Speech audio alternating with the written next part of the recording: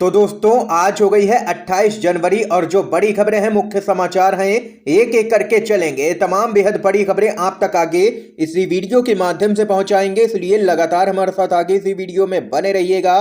तो वहीं दोस्तों, खबरों की तरफ बढ़ने से पहले आप लोगों से एक छोटी सी रिक्वेस्ट है कि अगर आप लोग भी 2024 के लोकसभा चुनाव में संयुक्त विपक्ष को, भाजपा को कड़ी चुनौती देते हुए देखते हैं तो अब इस वीडियो को लाइक कीजिएगा, चैनल को फ्री में सब्सक्राइब करके पास में ही बने बेल के आइकन को जरूर दबाइएगा दोस्तों, और कमेंट बॉक्स में कमेंट कीजिएगा जय हिंद जय भारत। पहली बड़ी खबर आप लोगों को बताते चलें। भारत जोड़ो यात्रा से खबर सामने निकल के आ रही है। राहुल गांधी ने जम्मू कश्मीर प्रशासन पर सुरक्षा को लेकर के चूक के लगाए हैं आरोप, और वहीं पदयात्रा को बीच में ही रोकना पड़ा है। खबर बताते चलें, राहुल गांधी की भारत जोड़ो यात्रा को कश्मीर घाटी के काजी गुंड के पास सुरक्षा के मद्देनजर अस्थायी रूप से रोक दी गई है। राहुल गांधी ने यात्रा रोकने के पीछे जम्मू कश्मीर के प्रशासन पर सुरक्षा में सेंध और भीड़ के कुप्रबंधन का आरोप लगाया है। और वहीं इस पूरे मामले पर कांग्रेस पार्टी का कहना है कि राहुल गांधी की सुरक्षा में कमी के आदेश आखिर कौन दे रहा है। भारत जोड़ो यात्रा की सफलता के बाद उनकी सुरक्षा में सेंध लगना संयोग नहीं है। राहुल गांधी को मिली सुरक्षा फेल साबित हुई, पुलिस को उन्हें अपनी गाड़ी में ले जाना पड़ा। बता दें आपको कि यह यात्रा जम्मू कश्मीर में पूरी होने के बाद श्रीनगर में जनता को संबोधित करके यहां पर खत्म होगी।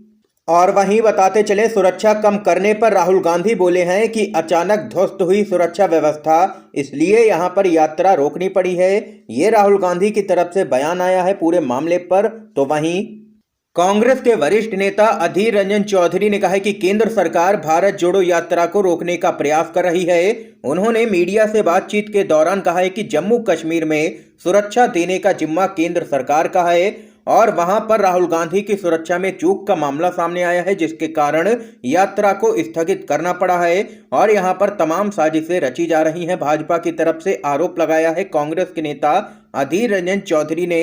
एक और अपडेट की तरफ बढ़ते हैं। हरियाणा में किसानों का प्रदर्शन तेज हुआ है। गृह मंत्री अमित शाह को काले झंडे दिखाने की दे दी है किसानों ने चेतावनी। क्या कुछ है पूरा मामला, खबर बताते चलें। सोनीपत में किसान रेलवे कॉरिडोर के लिए की जा रही भूमि अधिग्रहण का लगातार विरोध कर रहे हैं। किसानों की मांग है कि उन्हें उचित मुआवजा नहीं दिया जा रहा है, और इसके साथ ही उन्होंने उचित कार्रवाई नहीं करने पर गोहाना में केंद्रीय गृह मंत्री अमित शाह का विरोध करने की चेतावनी दी है। इसके साथ ही एक और बड़ी खबर महाराष्ट्र से आ रही है, जहां पर बताते चलें, पंजाब के पूर्व मुख्यमंत्री अमरिंदर सिंह बनाए जा सकते हैं। महाराष्ट्र के गवर्नर भगत सिंह कोश्यारी ने जताई थी हाल ही में पद से हटने की इच्छा। खबर आप लोगों को दोस्तों बताते चलें, पंजाब के पूर्व मुख्यमंत्री अमरिंदर सिंह महाराष्ट्र के नए राज्यपाल बन सकते हैं, ऐसी संभावना कुछ मीडिया रिपोर्ट्स के हवाले से जताई जा रही है। गौरतलब है कि महाराष्ट्र के वर्तमान राज्यपाल भगत सिंह कोश्यारी ने कुछ दिन पहले ही पद से हटने की इच्छा जाहिर की थी, और उन्होंने इस पूरे मामले पर पीएम मोदी को एक पत्र भी लिखा था। ये यहां पर दोस्तों अपडेट सामने निकल के आई, अमरिंदर सिंह बनाए जा सकते हैं महाराष्ट्र के नए राज्यपाल, ये यहां पर रिपोर्ट में खुलासा हुआ है। एक और अपडेट की तरफ बढ़ते हैं। 2024 लोकसभा चुनाव में एमवीए को मिलेंगी 40 सीटें, पूर्व सीएम उद्धव ठाकरे ने किया है बड़ा दावा। खबर बताते चलें, भाजपा के नेता रहे आडबाय हिरे पाटिल उद्धव ठाकरे गुट वाले शिवसेना में शामिल हो गए हैं। पार्टी में शामिल होने के बाद उन्होंने भाजपा पर हमला बोला है। उन्होंने कहा है कि मैंने कभी भाजपा से पद नहीं मांगा, लेकिन हमेशा किसानों का मुद्दा उठाया। जब भाजपा किसानों की किसी भी तरह से मदद नहीं कर रही है तो मैंने उद्धव ठाकरे और शिवसेना के साथ यहां पर हाथ मिलाने का फैसला किया है। बताते चले, दूसरी तरफ उद्धव ठाकरे ने यहां पर 2024 के लोकसभा चुनाव को लेकर के एक बड़ा दावा किया है। उन्होंने कहा है कि हाल के एक सर्वेक्षण में एमवीए यानी कि महाविकास आघाड़ी को 34 लोकसभा सीटों का अनुमान बताया गया है। हालांकि उद्धव ठाकरे ने आगे कहा है कि मुझे पूरा यकीन है कि राज्य में महाविकास आघाड़ी को कम से कम 40 सीटों पर जीत मिलेगी। इसके साथ ही एक और बड़ी खबर जान लेते हैं। मोदी शाह के सामने देश में फैली कट्टरता पर पुलिस अधिकारियों ने जताई थी चिंता। अब वो रिपोर्ट ही वेबसाइट से कर दी गई है गायब। खबर बताते चले, देश में बढ़ते कट्टरपंथ के संबंध में पुलिस अधिकारियों के द्वारा तैयार किए गए एक पेपर में इस्लामी और हिंदुत्ववादी संगठनों की भूमिका पर काफी चिंता जाहिर की गई थी। इंडियन एक्सप्रेस के मुताबिक प्रस्तुत किए गए सभी कागज यहां पर वेबसाइट पर अपलोड भी हुए थे, लेकिन अब वो यहां पर वेबसाइट पर दिख नहीं रहे हैं। जाहिर है कि इनको हटा दिया गया है।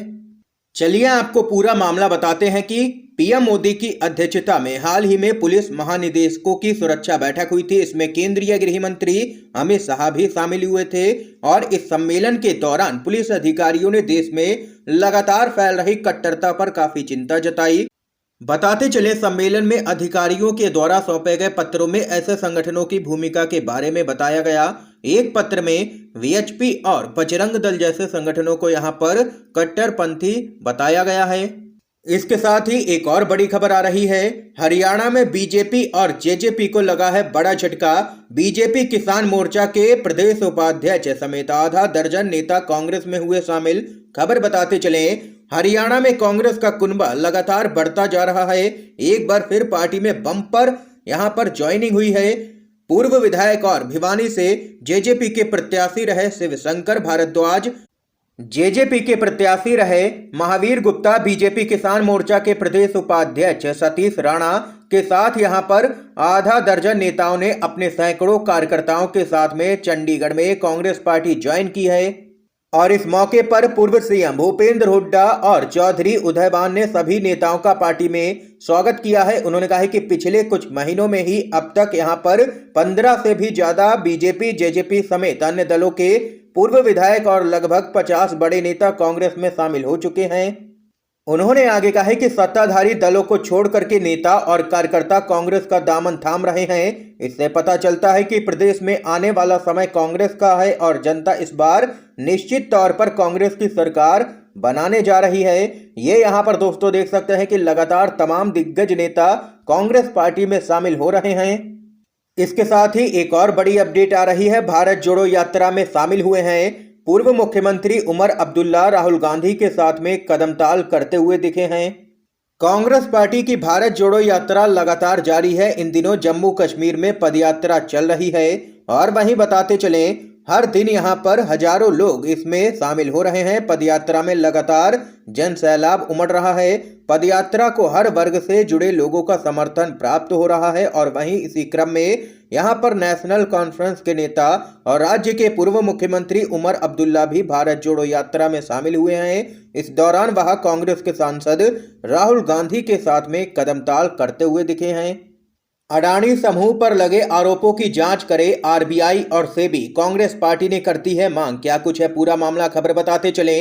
कांग्रेस ने कहा है कि अमेरिकी वित्तीय शोध कंपनी हिंडनबर्ग रिसर्च की ओर से अडानी समूह पर लगाए गए आरोपों की जांच भारतीय रिजर्व बैंक और सेबी को करनी चाहिए, क्योंकि भारत की वित्तीय प्रणाली की स्थिरता और सुरक्षा इन संस्थानों की जिम्मेदारी है। और वहीं पार्टी के महासचिव जयराम रमेश ने यह दावा भी किया है कि इस कारोबारी समूह और प्रधानमंत्री नरेंद्र मोदी के बीच नजदीकी रिश्ते हैं और इस समूह को इसका फायदा हुआ है और इसकी भी जांच होनी चाहिए।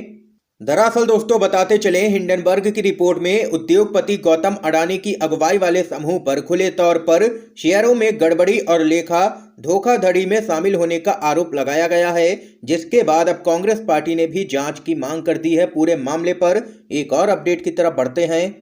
दिल्ली मेयर चुनाव, आम आदमी पार्टी की याचिका पर सुप्रीम कोर्ट 3 फरवरी को करेगा सुनवाई। सैली ओब्राय ने दायर की है याचिका सुप्रीम कोर्ट में। खबर बताते चले, सुप्रीम कोर्ट आम आदमी पार्टी की मेयर पद की उम्मीदवार सैली ओब्राय की याचिका पर 3 फरवरी को विचार करने पर सहमत हो गया है, जिसमें समयबद्ध तरीके से चुनाव कराने का आदेश देने की मांग की गई है।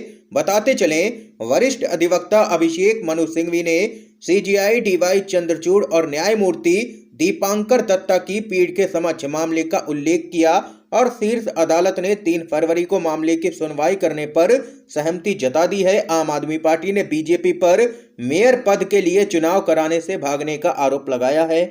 बताते चले, मेयर का चुनाव पहले 6 जनवरी को होना था, लेकिन भाजपा और आम आदमी पार्टी के पार्षदों के बीच में हाथापाई के बाद सदन को स्थगित कर दिया गया और फिर 24 जनवरी को महापौर और उपमहापौर का चुनाव होना था, लेकिन उस दौरान भी जबरदस्त तरीके से सदन के अंदर हंगामा हुआ और उस दौरान भी चुनाव नहीं हो पाया और अब यहां पर पूरा मामला सुप्रीम कोर्ट में पहुंच गया है। एक और अपडेट जान लेते हैं। किसानों का फिर दिल्ली कूच का बड़ा ऐलान, 15 से 22 मार्च के बीच होगा जबरदस्त प्रदर्शन, कहा इस बार होगी आर पार की लड़ाई। किसानों ने कहा है कि एमएसपी गारंटी कानून, स्वामीनाथन रिपोर्ट लागू और किसानों को कर्जा मुक्त करवाना है। अजय मिश्रा टेनी को उसके पद से बर्खास्त करवाने के साथ ही उसे कड़ी सजा दिलवानी है, कहना है संयुक्त किसान मोर्चा का। और वहीं संयुक्त किसान मोर्चा 2023 में मोदी सरकार को झुकाएगा और अपनी मांगे मनवाएगा। किसानों का कहना है कि सरकार को जगाने के लिए एक वर्ष में कई बार किसान सड़क पर भी उतरे, लेकिन बीजेपी सरकार के कानों पर जू नहीं रहेंगे। लिहाजा अब यहां पर किसान आर पार की लड़ाई लड़ने के लिए मजबूर हैं। और वहीं बीकेयू के राष्ट्रीय प्रवक्ता राकेश टिकैत ने कहा है कि अगर किसानों को अपनी नस्ल और फसल बचानी है तो अपने ट्रैक्टरों को तैयार रखना होगा, जल्द ही काम आएंगे। ये यहां पर कहना है किसान नेता राकेश टिकैत का। इस समय की आज की तमाम बेहद बड़ी खबरें, मुख्य समाचार थे, हमने आप लोगों तक पहुंचाए। वीडियो पसंद आया हो तो लाइक कीजिएगा, शेयर कीजिएगा अपने सभी दोस्तों में, ताकि आप सभी के दोस्त भी इन मुख्य समाचारों को जान सकें। वीडियो देखने के लिए आप सभी दोस्तों का बहुत बहुत धन्यवाद।